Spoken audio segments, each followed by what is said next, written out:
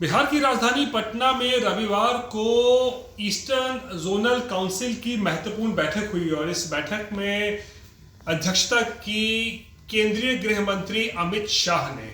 और इस बैठक में विभिन्न राज्यों के मुख्यमंत्रियों को भी शामिल होना था जो कि पूर्वी भारत से हैं, जैसे कि ममता बनर्जी को आना था, नवीन पटनायक को भी न्योता था, हेमंत सोरेन झारखंड से आने वाले थे। लेकिन इस बैठक में इन लोगों ने शिरकत नहीं की और बैठक में शामिल केवल और केवल बिहार के मुख्यमंत्री नीतीश कुमार हुए। और उसकी वजह यह है दरअसल क्योंकि बिहार में ये बैठक हो रही थी, जो बिहार था वो मेज़बान था, इसीलिए नीतीश कुमार इस बैठक में शामिल थे। और इसी कारण से क्योंकि विभिन्न राज्यों के मुख्यमंत्री शामिल नहीं हुए इस बैठक में, तो इस महत्वपूर्ण बैठक के केंद्र बिंदु में अमित शाह और नीतीश कुमार थे।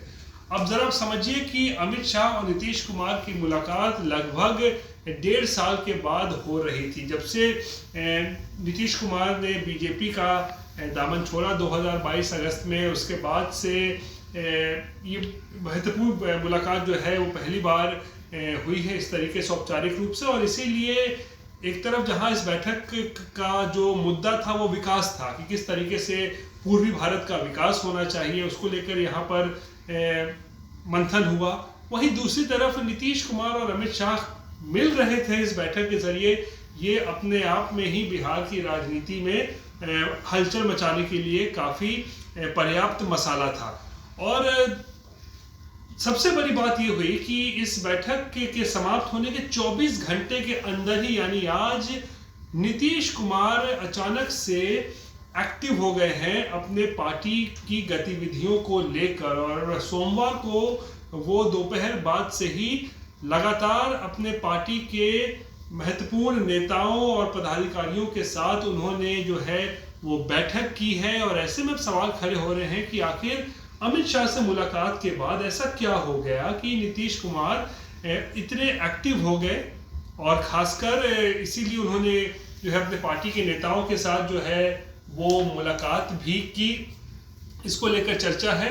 तो देखिए, अगर इसके बैकग्राउंड में अगर हम जाएं तो देखिए, नीतीश कुमार को विपक्षी एकजुटता मजबूत करने की जिम्मेदारी दरअसल कांग्रेस की तरफ से उनको दी गई थी। मल्लिकार्जुन खड़गे ने उनको ये जिम्मेदारी सौंपी थी कुछ महीने पहले, जब उन्होंने कहा था कि आप विपक्ष को एकजुट कीजिए, उसके बाद देखते हैं क्या होता है। नीतीश कुमार अपने इस काम में सफल भी हुए थे, विपक्ष को उन्होंने एकजुट भी किया था और बैठकें भी हुई। जो इंडी गठबंधन बना उसकी बैठकें हुई, पटना में हुई, बेंगलुरु में हुई, मुंबई में हुई। लेकिन इस इंडी गठबंधन को पिछले कुछ समय में जिस तरीके से कांग्रेस ने हाईजैक करने की कोशिश की है, उसको लेकर नीतीश कुमार की नाराजगी या वो काफी नाखुश है, ये बिल्कुल साफ तौर पर स्पष्ट होता है। दरअसल देखिए, जब से ये गठबंधन बना था तब से जो है कांग्रेस जो है इसको हाईजैक करने की कोशिश कर रही थी कांग्रेस। और उसका ये फलाफल ये निकला कि जब 5 राज्यों के विधानसभा चुनाव हुए तो कांग्रेस इस दौरान तकरीबन 2-3 महीने तक इस इंडी गठबंधन को लेकर या इसकी गतिविधि को लेकर बिल्कुल भी संजीदा नहीं थी। और बिल्कुल भी संजीदा नहीं थी और ये बात नीतीश कुमार को खल रही थी कि आखिर क्यों गठबंधन को मजबूत करने के लिए कोई बैठक नहीं हो रही है, क्योंकि आखिरी बैठक 3 महीने पहले हुई थी। आखिरी बैठक 3 महीने पहले हुई थी मुंबई में।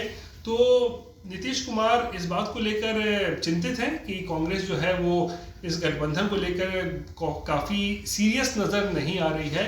वहीं दूसरी तरफ जो विधानसभा चुनाव के नतीजे आए हैं वो भी एक प्रमुख कारण है कि नीतीश कुमार अब कांग्रेस को लेकर बहुत ज़्यादा आशावादी नज़र नहीं आ रहे हैं। जिस तरीके से कांग्रेस की 3 बड़ी हार हुई है, राजस्थान, छत्तीसगढ़ और मध्य प्रदेश में, उसके बाद ऐसा लग रहा है कि नीतीश कुमार जो है वो कांग्रेस की अगुवाई में इस गठबंधन को चलाया जाए, इसको लेकर बहुत ज़्यादा खुश नज़र नहीं आ रहे हैं।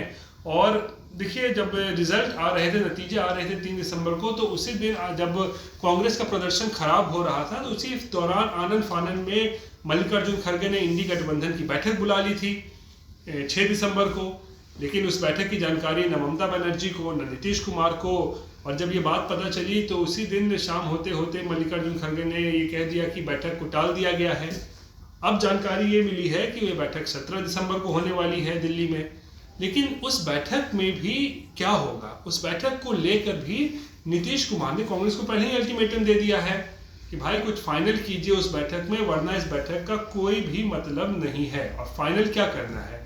फाइनल करना है कि कौन किस राज्य में किस तरीके से सीट शेयरिंग होने वाला है। जो उस राज्य में है, मान लीजिए अगर हम बिहार की बात करें तो बिहार में किस तरीके से सीटों का बंटवारा होगा, कितनी सीटें पे आरजेडी लड़ेगी, कितनों पर जेडीयू, कितने पर लेफ्ट, कितने पर कांग्रेस, ये सब बात जो है वो फाइनल हो जाना चाहिए, तभी 17 दिसंबर की बैठक का कोई मतलब बनता है। लेकिन जो सूत्रों से जानकारी मिल रही है कि अभी तक इस तरीके की कोई भी जो है फैसला या कुछ भी फाइनल अभी तक नहीं हुआ है कि कौन कहाँ लड़ेगा, या बीजेपी के खिलाफ जो एक साझा उम्मीदवार 1 सीट 1 कैंडिडेट की जो बात चल रही थी कि बीजेपी के हर उम्मीदवार के खिलाफ एक साझा उम्मीदवार खड़ा किया जाए इंडी गठबंधन का, तो इसको लेकर भी अभी तक कुछ भी फाइनल नहीं हुआ है। और इसीलिए नीतीश कुमार जो है बताया जा रहा है कि कांग्रेस को लेकर बहुत ज़्यादा आशावादी नहीं है। उनको लगता है कि कांग्रेस पता नहीं 2024 में बीजेपी को टक्कर दे पाएगी नहीं दे पाएगी।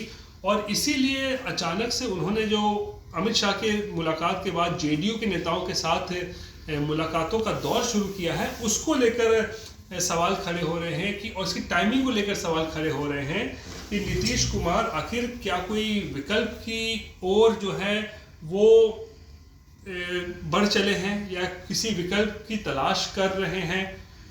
क्योंकि इंडी गठबंधन में नीतीश कुमार को बहुत ज़्यादा भाव भी नहीं दिया गया है। जिस तरीके से नीतीश कुमार ने बैठक को तो ऑर्गेनाइज किया, पटना वाली जो पहली बैठक थी, लेकिन उसके बाद उनको साइडलाइन कर दिया गया इंडी गठबंधन में, और कांग्रेस जो है वो सेंटर स्टेज पे आ गई थी।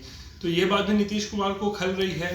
तो ऐसे में अब ये सवाल हो रहा है कि क्या अमित शाह से मुलाकात के बाद नीतीश कुमार क्या कोई दूसरी योजना या फिर कोई प्लान बी पर काम करना उन्होंने शुरू कर दिया है, और इसीलिए जेडीयू के नेताओं के साथ अचानक से बैठकों का दौर शुरू हो गया है। इसको लेकर बिहार की राजनीति में इस वक्त ज़बरदस्त सियासत चल रही है, और कयासबाजियाँ भी जो है वो इस वक्त चरम पर है कि नीतीश कुमार आखिर चाहते क्या है नीतीश कुमार के मन में। इसको लेकर इस वक्त बिहार की राजनीति में ज़बरदस्त तरीके से कयासबाजी चल रही है। रोहित सिंह, पटना, बिहार तक।